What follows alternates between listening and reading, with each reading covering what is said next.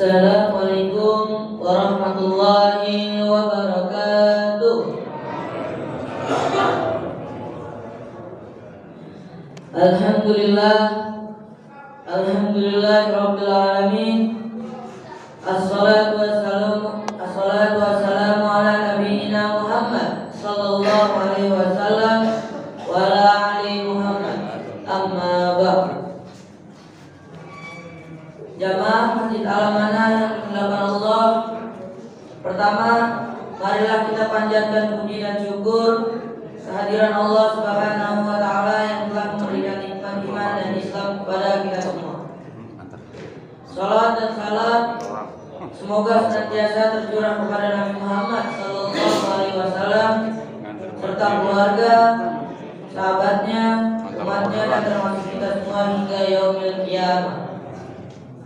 Hadirin jamaah sholat isya yang dimuliakan Allah Subhanahu wa taala, ada beberapa pengumuman yang akan disampaikan.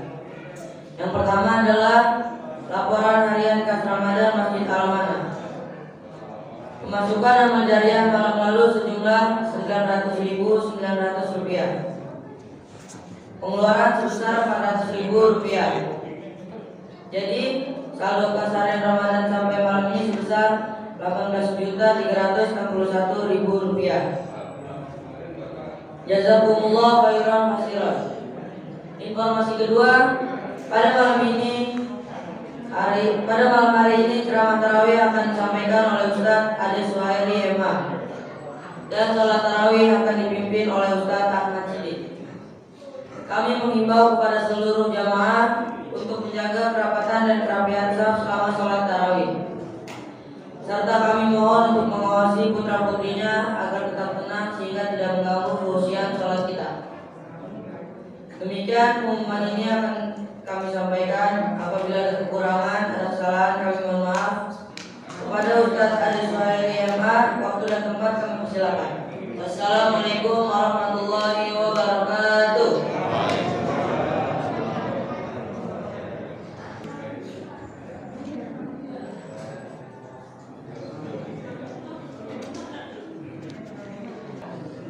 Bismillahirrahmanirrahim. Alhamdulillahilladzi ja'ala syahrul Ramadan syahrul unzila fihi al-Qur'an wa bayyinatin minal huda wal furqan. Asyhadu an la ilaha illallah wahdahu la syarika lah wa asyhadu anna Muhammadan abduhu wa rasuluh. Qala Allah ta'ala fil Qur'anil Karim, a'udzu billahi minasy syaithanir rajim. Ya ayyuhalladzina amanu kutiba 'alaikumus shiyam kama kutiba 'alal ladzina min qablikum la'allakum tattaqun. Shadaqallahul 'azim. Jamaah salat isya dan juga tarawih rahimahullah, alhamdulillah wa syukurillah. Senantiasa kita panjatkan kehadirat Allah Subhanahu wa taala atas segala nikmat, atas segala karunia yang Allah anugerahkan kepada kita semua. Salawat dan salam semoga senantiasa tercurahkan kepada Nabi Muhammad sallallahu alaihi wasallam. Bapak Ibu jamaah rahimahumullah, dalam rangkaian ayat tentang saum ada 3 harapan Allah Subhanahu wa taala khusus di bulan Ramadan ini yang saya sebut dengan trilogi puasa. Harapan Allah ini ditandai dengan kalimat la'alla. Jadi ada 3 la'alla, ada 3 harapan Allah dalam rangkaian ayat saum itu. La'alla yang pertama, harapan yang pertama adalah la'allakum tattaqun, supaya kamu menjadi orang yang bertakwa. Harapan yang kedua adalah wa la'allakum tashkurun, supaya kamu menjadi orang yang bersyukur. Dan harapan Allah yang ketiga adalah la'allahum yarshudun, supaya mereka mendapatkan petunjuk. Kenapa Allah mengharapkan hambanya? Yang pertama untuk tetap bertakwa kepada Allah Subhanahu wa Ta'ala.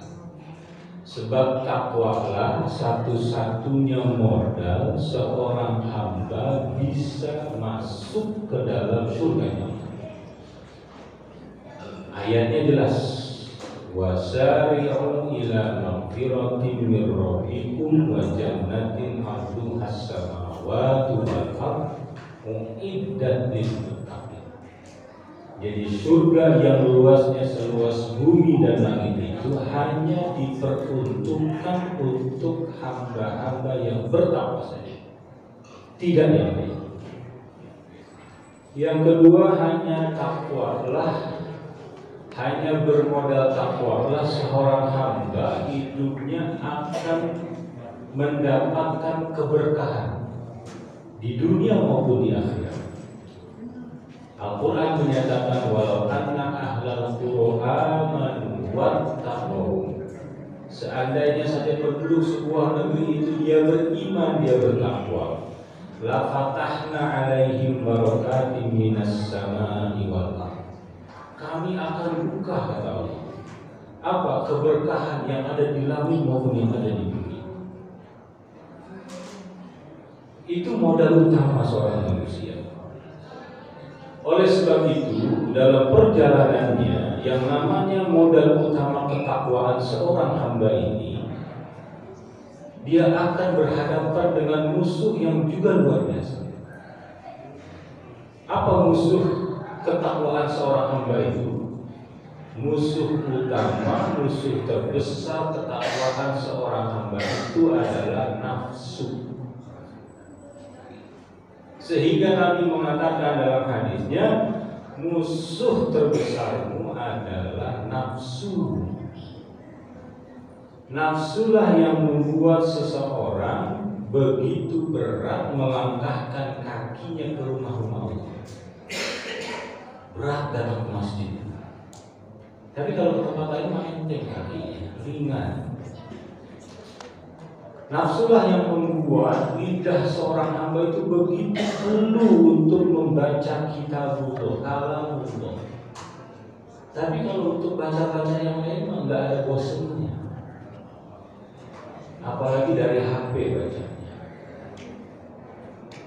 Nafsulah yang membuat seorang hamba itu begitu berat menyempurnakan ibadah sahurnya dengan mengeluarkan zakat yang cuma 2,5%. 2,5% pun ada haul, ada nisab. Kalau belum capai nisabnya dia belum wajib zakat. Kalau belum haul 1 tahun dia belum waktunya untuk dikeluarkan zakat. Dan hanya 2,5%. Tapi giliran mengeluarkan yang lain yang bahkan prosentasenya lebih besar, begitu mudah, begitu entengnya. Jadi tantangannya luar biasa. Dalam bahasa yang lebih besar lagi, manusia itu begitu rakusnya sama yang namanya harta dunia. Seperti rakusnya seorang yang bernama Qarun. Karena nafsulah menjadikan seorang hamba yang memiliki kepemimpinan di dalam dirinya. Jadi pemimpin dia gak mau turun. Terus saja pengen memimpin, gak mau berhenti. Kalau bisa sampai mati, kalau bisa jangan sampai mati. Seperti siapa? Seperti Fir'aun. Gak mau dia berhenti, bahkan nantangin Tuhannya Musa dengan menyuruh Haman membuat piramid setinggi-tingginya. Maka musuh yang sangat luar biasa bagi ketakwaan yang bernama nafsu ini harus dilawan, harus dikendalikan sedemikian. Caranya dengan apa? Cara yang paling jitu melawan dorongan hentakan hawa nafsu itu adalah ibadah saum. Saum adalah syariat yang paling efektif menekan dorongan nafsu seorang hamba, sehingga dia tidak beringas, sehingga dia tidak liar. Makanya ada sebuah penelitian menarik di Amerika itu, di penjara-penjara Amerika begitu banyak mereka yang masuk Islam dan kemudian belajar berpuasa. Sisi-sisi keberingasan, kebrutalan, kerakusan itu mulai terkendalikan dengan sangat luar biasa. Bahkan ketika mereka sudah keluar dari penjara, dia tidak kembali lagi. Artinya begitu luar biasanya ibadah saum itu mengendalikan hawa nafsu, keberingasan seorang manusia. Nah, itulah harapan Allah dengan adanya ibadah saum ini, supaya dorongan-dorongan hawa nafsu itu bisa dikendalikan sedemikian rupa sehingga ketakwaan seorang hamba itu terjaga sedemikian rupa. La'alla yang kedua, harapan Allah yang kedua adalah la'allakum tashkurun, supaya kalian bersyukur. Apa syukur itu? Syukur itu kata Ibnu Taimiyah adalah menerjemahkan nikmat yang Allah anugerahkan kepada seorang hamba dengan lisannya, dengan mengucapkan alhamdulillah. Kemudian dia meyakininya dengan hati. Dan yang lebih daripada itu, dia menerjemahkan kenikmatan-kenikmatan itu, rasa syukurnya dengan beribadah kepada Allah Subhanahu wa taala. Jadi semakin dia beribadah kepada Allah Subhanahu wa taala, sesungguhnya seorang hamba itu sedang mensyukuri apa yang diberikan oleh Allah Subhanahu wa taala. Kenapa kita harus bersyukur? Sebab begitu banyak, begitu luar biasanya nikmat yang Allah berikan. Satu saja nikmat yang Allah berikan kepada kita berupa kehidupan. Gimana coba cara balasnya? Maka Al-Quran menyatakan wa in ta'uddu nikmatallahi la tuhsuha. Mau coba-coba hitung nikmat dulu, nggak akan sanggup, nggak akan bisa. Nah, terkait dengan bulan Ramadan, apa yang harus kita syukuri? Tiga. Yang pertama, hadirnya bulan Ramadan yang harus kita syukuri. Sebab di bulan Ramadan dibuka seluas-luasnya, selebar-lebarnya pintu surga. Di bulan Ramadan diberikannya begitu luar biasa maghfirah Allah Subhanahu wa taala kepada hamba. Dianugerahkan rahmat yang begitu luar biasa kepada hamba di bulan Ramadan. Maka hadirnya bulan Ramadan ini adalah nikmat yang sangat luar biasa yang harus kita syukuri. Yang kedua yang harus kita syukuri itu adalah hadirnya Al-Quran. Al-Quran hadir di bulan Ramadan, hudan linnas wa bayyinatin minal huda wal furqan. Dia sebagai petunjuk Al-Quran. Kita ini hidup di dunia ini seperti orang asing, nggak tahu mana timur, mana barat, mana selatan, mana utara, nggak tahu mana halal, mana haram, nggak tahu mana itu tauhid, mana itu syirik, mana hak, mana batil, mana benar, mana salah. Tapi dengan adanya Al-Quran sebagai huda, petunjuk, siapapun dia yang memegang teguh Al-Quran sebagai petunjuknya, hidupnya di dunia tidak akan tersesat. Karena dia tahu membedakan mana hak, mana batil, mana tauhid, mana syirik, aman. Maka harus dipelajari Al-Quran itu dimulai dari membaca. Al-Imam Asy-Syafi'i 1200 tahun yang lalu sudah menghitung jumlah huruf Al-Quran. Berapa menurut hitungan Imam Asy-Syafi'i? Ada 1.025.000 huruf. Satu huruf kata Nabi adalah satu kebaikan. Satu kebaikan berbuah 10 10 pahala. Berarti 10 pahala dikalikan 1.025.000 huruf kalau seorang itu akan membaca Al-Quran. Apalagi dihantarkan di bulan Ramadan kali 70 pahala. Berapa kira-kira? Apakah jebol Al-Quran? Hanya orang-orang yang nggak ada iman, yang nggak tertarik dengan pahala yang begitu luar biasa Allah berikan dari Al-Quran itu. Mana ada orang kerja di dunia ini dibayar per huruf? Nggak ada. Hanya Allah yang memberikan ganjaran kepada hamba-Nya dengan 1 huruf, 10 pahala. Maka luar biasa Al-Quran. Dan yang ketiga yang patut kita syukuri dari bulan Ramadan ini khususnya adalah kemudahan. Maka ketika ayat tentang puasa ini berbicara tentang kemudahan, ayatnya mengatakan kana maridun aw ala safarin fa'iddatun min ayyamin ukhra. Kalau kalian sakit, kalian safar, boleh kok menggantinya sahur itu di hari-hari yang lain di bulan Ramadan. Itu kemudahan yang sangat luar biasa yang Allah berikan. Ibadah itu gak memberatkan, ringan. Sholat itu kalau gak sanggup berdiri kan boleh duduk, katanya. Gak sanggup duduk boleh berbaring. Zakat ada haul, ada hisab. Pergi haji kalau mampu. Jadi gak ada yang berat.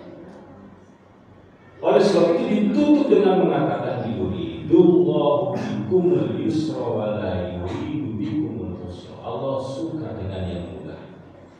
Allah gak suka dengan yang sulit-sulit. Yang sudah mudah Allah anugerahkan itu jangan dimudah-mudahkan. Jangan dimudah-mudahkan. Itu sudah sangat mudah. Anugerah kepada kita semua. Jamaah rahimahullah, la'alla yang ketiga, harapan Allah yang ketiga dari rangkaian ayat sahur itu adalah la'allahum yarshudun, supaya kalian mendapatkan petunjuk. Apa petunjuk? Petunjuk adalah yang membuat seseorang, memandu seseorang untuk sampai kepada tujuan, sehingga dia tidak tersesat. Maka petunjuk itu harus diupayakan. Dengan cara apa? Paling awal, paling utama, mengupayakan sebuah petunjuk itu dari Allah dengan doa. Maka sebelum menutup dengan kalimat la'allahum yarshudun, ayatnya menyatakan wa idza sa'alaka ibadi anni fa inni qarib ujibu da'watad da'i idza da'an falyastajibu li wal yu'minu bi la'allahum yarshudun. Minta doa, minta petunjuk kepada Allah Subhanahu wa taala supaya diberikan rezeki yang banyak melimpah berkah. Minta petunjuk sama Allah supaya dianugerahkan anak yang soleh soleha bisa meneruskan perjuangan dakwah Islam. Minta sebut petunjuk kepada Allah dalam segala hal kehidupan kita. Maka dari itu semua yang kita dapatkan hari ini, entah itu rezeki berupa anak, berupa harta, berupa jabatan, apapun itu, sesungguhnya adalah ada doa-doa yang dipanjatkan kepada Allah Subhanahu wa taala. Baik kita panjatkan secara langsung maupun ada doa-doa dari orang tua kita, dari keluarga kita, dari sahabat kita, dari tetangga kita, maka saling mendoakan kita sehingga semua bisa mendapatkan petunjuk yang akhirnya dia selamat sampai kepada tujuan kita. Syahrul Ramadan juga dinamakan sebagai syahrul doa, bulannya berdoa. Panjatkanlah doa sebanyak-banyaknya. Apalagi kita sudah berada di Ashrul Awakhir dari bulan Ramadan, 10 hari terakhir di bulan Ramadan. Kesempatan emas, jangan dilewatkan. Panjatkan doa kepada Allah Subhanahu wa taala. Jamaah rahimakumullah, walaupun bahasanya adalah harapan Allah kepada hambanya di bulan Ramadan, sesungguhnya harapan itu tidak kembali kepada Allah. Yang diuntungkan adalah kembali kepada manusia sendiri. Ketika manusia ini bertakwa, dia yang beruntung. Allah nggak akan rugi seandainya semua akhirnya tidak bertakwa. Ya, ketika seorang hamba itu bersyukur, Allah akan tambah nikmatnya. Allah nggak akan rugi sekiranya seluruh manusia di dunia ini tidak bersyukur kepada Allah. Allah nggak akan rugi. Artinya semua harapan itu sesungguhnya kembali kepada kita sebagai hamba. Mudah-mudahan 3 harapan Allah Subhanahu wa taala di bulan Ramadan ini kita bisa raih dan usahakan raih. Jangan sampai kemudian kita lewatkan Ramadan, tapi harapan Allah itu tidak bisa kita raih, tidak bisa tercipta. Alangkah ruginya seorang manusia yang sudah melewatkan Ramadan, tapi tidak mendapatkan apa-apa dari bulan Ramadannya ini. Demikian apa yang bisa saya sampaikan. Kurang lebihnya mohon maaf. Billahi taufiq wal hidayah. Wassalamualaikum.